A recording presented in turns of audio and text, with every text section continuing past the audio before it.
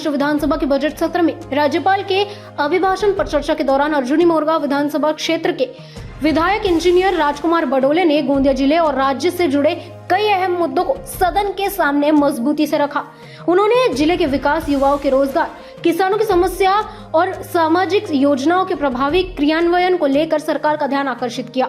विधायक राजकुमार बडोले ने गोंदिया जिले के स्थानीय युवाओं को रोजगार उपलब्ध कराने के उद्देश्य से स्टील प्रोसेसिंग यूनिट स्थापित करने की मांग की है। उन्होंने कहा है कि इससे न केवल रोजगार सृजन होगा बल्कि जिले के औद्योगिक विकास को भी गति मिलेगी। किसानों के हित में उन्होंने मुख्यमंत्री बलिराजा शेत पांदन सड़क योजना के प्रभावी क्रियान्वयन पर जोर दिया।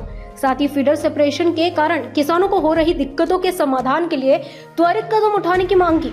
उन्होंने राज्य में 200 से अधिक दिव्यांग स्कूल बंद किए जाने पर चिंता व्यक्त करते हुए दिव्यांग कल्याण विभाग में संवेदनशील अधिकारियों की नियुक्ती की। राज्यपाल महोदयांच्या अभिभाषणावर अभिनंदन करण्यासाठी उभा आहे। महाराष्ट्राला 2024-25 या वर्षात सर्वाधिक परकीय गुंतवणूक मिळाली, त्याचे मी स्वागत करतो। गडचिरोली जिल्ह्याला स्टील हब म्हणून आणि पूर्व विदर्भाला स्टील कॉरिडॉर म्हणून माननीय मुख्यमंत्री महोदयांच्या नेतृत्वात शासन विकसित करीत आहे, त्याबद्दल पण मी अभिनंदन करतो। परंतु त्याच्या लगत माझा गोंदिया जिल्हा आहे। दोन्ही बाजूला 2 नागझिरा आणि नवेगाव 2 व्याघ्र प्रकल्प आहेत।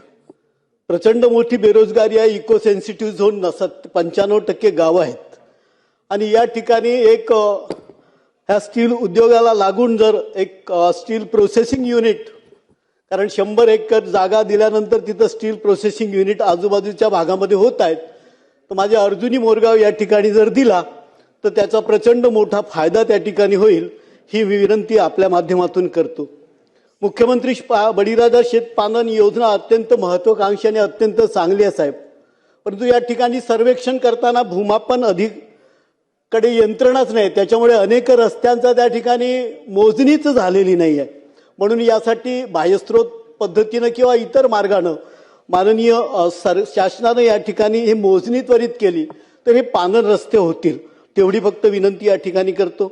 फीडर सेपरेशन मोठ्या प्रमाणात होत आहेत, पण आमच्याकडे धानाचं उत्पादन आता तिथं लागवड झालेली आहे आणि आता फीडर सेपरेशन झाल्यामुळे मोठ्या प्रमाणात शेतकरी अडचणीत आलाय, कारण त्याला 8 तास त्या ठिकाणी वीज भेटतो, म्हणून हे किमान 3 महिन्यासाठी तरी ही फीडर सेपरेशन त्या ठिकाणी होऊ नयेत, एवढी विनंती आपल्या माध्यमातून या ठिकाणी करतो। आमच्याकडे प्रचंड मोठा आदिवासी क्षेत्र आहे। शासनाने आदिवासी महिलांना सक्षम करण्यासाठी राणी दुर्गावती महिला सक्षमीकरण योजना सुरू करण्याचा निर्णय घेतला आणि त्यामध्ये अनेक लाभार्थ्यांची त्या ठिकाणी निवड होत आहे, परंतु त्या ठिकाणी जिल्हाधिकारी यांना सगळे अधिकार दिलेले आहेत।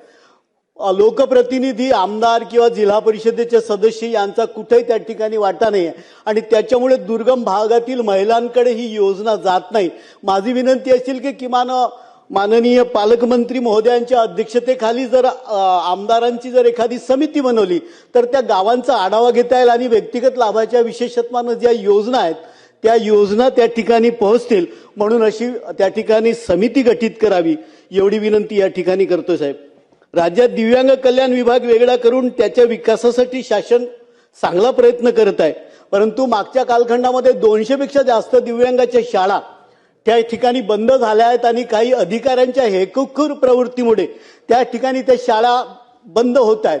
माझी विनंती असेल की त्या ठिकाणी अत्यंत संवेदनशील विभाग आहे, त्या ठिकाणी संवेदनशील अधिकारी त्या ठिकाणी दिला तर तो विभाग चांगल्याने चालेल।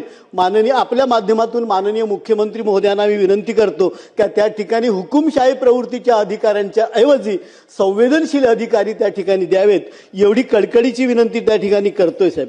मराठी भाषेला अभिजात दर्जा दिला त्याबद्दल आम्ही सगळेजणच त्याचं अभिनंदन करतोय, परंतु पाली भाषेला माननीय मोदीजींनी पंतप्रधान महोदयांनी अभिजात भाषेचा दर्जा दिला, त्याचं अभिनंदन केलं। मुंबई विद्यापीठामध्ये ऑगस्ट महिन्यापासून त्या ठिकाणी पाली भवन निर्माण व्हावं या ठिकाणी एक भंतेजी तिथं उपोषणाला बसले आहेत, त्यांच्यावर मारधोड करण्यात आली आहे, त्यांच्यावर FIR दाखल करण्यात आलेले आहे। माझी विनंती असेल माननीय आपल्या माध्यमातून का त्या ठिकाणी पाली भवन निर्माण व्हावं आणि महाराष्ट्रामध्ये उर्दू अकॅडमीच्या धर्तीवर पाली अकॅडमी निर्माण करण्याच्या बाबतीत बऱ्याच वेळा आम्ही निवेदन दिलेलं आहे, पाली अकॅडमी पण महाराष्ट्रात निर्माण झाली तर सगळ्या विद्यापीठामध्ये पालीचं चेअर पण त्या ठिकाणी निर्माण होईल आणि पाली भाषेचा, कारण पाली भाषा ही जैन आणि बौद्ध या दोन्ही धर्मात भाषा प्रचंड मोठं साहित्य आहे, तर त्याला त्या ठिकाणी चालना भेटेल एवढं आपल्या माध्यमातून या ठिकाणी करतोय. वाजला होता आणि म्हणून माझी विनंती असेल 20 मार्च 2026च्या नंतर 100व्या वर्षाला त्या ठिकाणी लागणार आहे आणि त्या निमित्तानं ह्या शतक वर्षाच्या निमित्तानं महाराष्ट्रात समतेचा जागर हा महाळ धर्मसंघराच्या संदर्भात 100वी वर्षी पण साजरी करण्यात यावी एवढी माफक विनंती आपल्या माध्यमातून करतो. शेवटचं फक्त गोंदिया ही झाडीपट्टी रंगभूमीचा सगळा प्रांत आहे. गोंदिया, गडचिरोली, चंद्रपूर हा पूर्व विदर्भाचा प्रांत झाडीपट्टीचा प्रांत म्हणून संबोधला जातो आणि या जिल्ह्यामध्ये झाडी संमेलन, झाडीपट्टी, झाडी बोली भाषा ही वेगळी बोली भाषा आहे, तर त्या ठिकाणी झाडीपट्टीचं साहित्य संमेलन झालंच पाहिजे.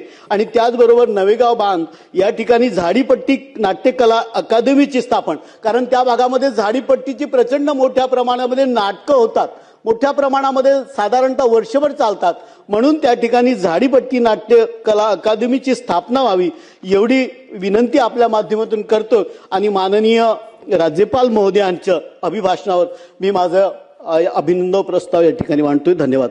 बापूसाहेब पठारे. महिला सशक्तिकरण के तहत रानी दुर्गावती महिला सशक्तिकरण योजना को जरूरतमंद महिलाओं तक पहुंचाने की बात भी उन्होंने प्रमुखता से उठाई. शिक्षा और संस्कृति के क्षेत्र में उन्होंने मुंबई विश्वविद्यालय में पाली भवन के निर्माण और उर्दू अकादमी की तर्ज पर पाली अकादमी शुरू करने की मांग की. इतिहास और पर्यटन को बढ़ावा देने के लिए नालासोपारा स्थित प्राचीन बौद्ध स्तूप के विकास हेतु स्वीकृत 5 करोड़ रुपए शीघ्र जारी करने की मांग की है. साथ ही गोंदिया जिले के प्रतापगढ़ पर्यटन स्थल को बी श्रेणी का दर्जा देने और झाड़ीपट्टी क्षेत्र में सम्मेलन आयोजित कर नवेगांव बांध में झाड़ीपट्टी नाट्यकला अकादमी की स्थापना का प्रस्ताव भी रखा. Chetan Samreet, news first. हमारा हर शब्द समाज की आवाज, हमारी हर पहल निष्पक्षता का कदम, आपकी हर समस्या में आपसे पहले दिखेंगे हम हैं न्यूज फर्स्ट. ईश्वर का सच, हमारा साहस और आपका विश्वास. सच, साहस और विश्वास. अगर आप ये वीडियो YouTube पर देख रहे हैं तो हमारे चैनल को सब्सक्राइब कर बेल आइकन दबाएं.